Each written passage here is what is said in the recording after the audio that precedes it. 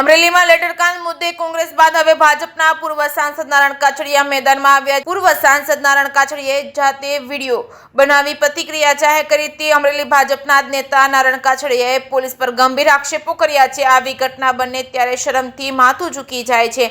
અમરેલી પોલીસે જે કર્યું તે માટે કોઈ શબ્દ મારી પાસે વખોડવાના નથી। निर्दोष दीकरी ने पट्टा मार्या है। अमरेली बजार में सरघस काढ्યું છે। कोईने सारा थवा माटे अमरेली पोलीसे एक कृत्य कर्યું છે। તે દેખાય છે આવું કરવા પાછળ કોનો ઈશારો, શા માટે કર્યું છે?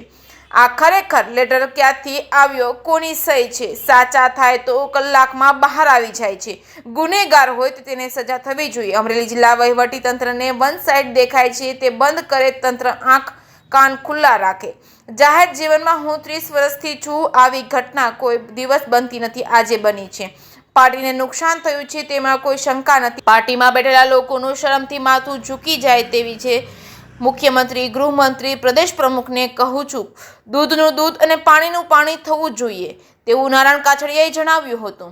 જે કેસ ગુજરાતી સાથે જૈનિક સોજિત્રા, અમરેલી। અમરેલીમાં જે લેટરકાંડ ચાલે છે અને જે છેલ્લા 8 દિવસથી સમગ્ર અમરેલી જ નહીં પણ સમગ્ર ગુજરાતની અંદર જે અમરેલીનું નામ તમામ જગ્યાએ અત્યારે મોખરે લેવાશે, ત્યારે મારા પોતાને ઘેર પ્રસંગ હતો।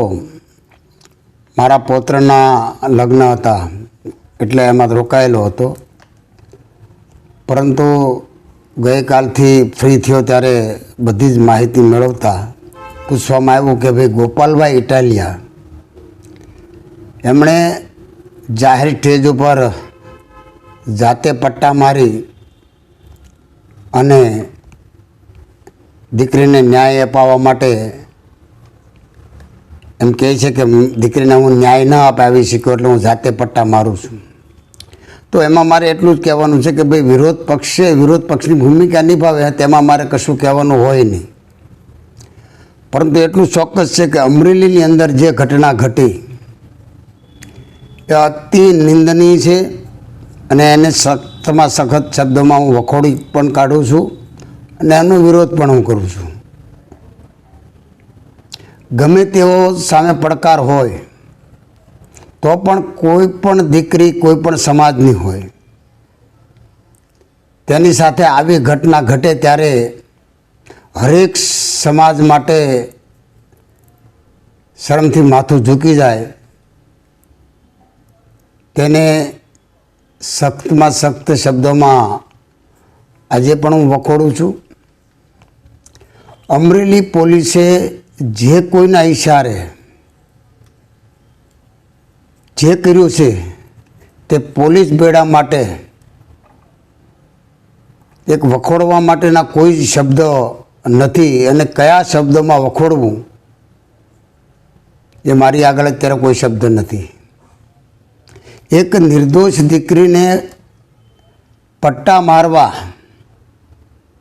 અને અમરેલીની ભર બજારમાં સરઘસ કાઢવું અને અમરેલીની પોલીસ સમગ્ર પોલીસ વિભાગનું માથું શરમથી ઝૂકી જાય તેવું કૃત્ય જ્યારે કરે તે માફ કરવાને પણ લાયક નથી। અને અમરેલીની બજારમાં ક્રિમિનલનો જે રીતે વરઘોડો કાઢવામાં આવે તેવી રીતે એક નિર્દોષ દીકરીનો વરઘોડો નીકળે ત્યારે પટેલ સમાજ નહીં, હર કોઈ સમાજ અને સમગ્ર ગુજરાતનું માથું શરમથી ઝૂકી જાય તેવું આ કામ પોલીસ વિભાગે કર્યું છે, કોઈને સારા થવા માટે। અને કોઈને સારા થવા માટે કરેલું એવું સંપૂર્ણ દેખાઈ આવે છે। અને જે રીતે ખરેખર આવું કરવા પાછળ કોનો ઈશારો હતો, કોના કહેવાથી કર્યું છે, શા માટે કર્યું છે? આજે મારી ઓફિસની અંદર પણ મારો પીએસ અત્યારે મારી સાથે 15 વર્ષથી કામ કરે છે। એમને કોઈ પણ લેટર હું આપું, એમને ટાઈપ કરવાનો હોય, એમને એમ કહું કે ભાઈ આ ઓફિસમાં પહોંચાડવો, ત્યાં પહોંચાડે, એ એની જવાબદારીમાં આવે છે। આ દીકરીએ આટલું જ કર્યું છે। બાકી જે કંઈ હોય તે એમાં મારે પડવું નથી. અને આ ખરેખર લેટર કેવી રીતે લખાણો, કેવી રીતે ક્યાંથી આ લેટર પેડાયું, કોની સહી છે, આજે આ બધું જ કલાકોની અંદર આનો ઉકેલ આવી જાય, ખરેખર સાચા થાય તો. પરંતુ જે પોલીસે કૃત્ય કર્યું છે ને એની તપાસ થવી જોઈએ.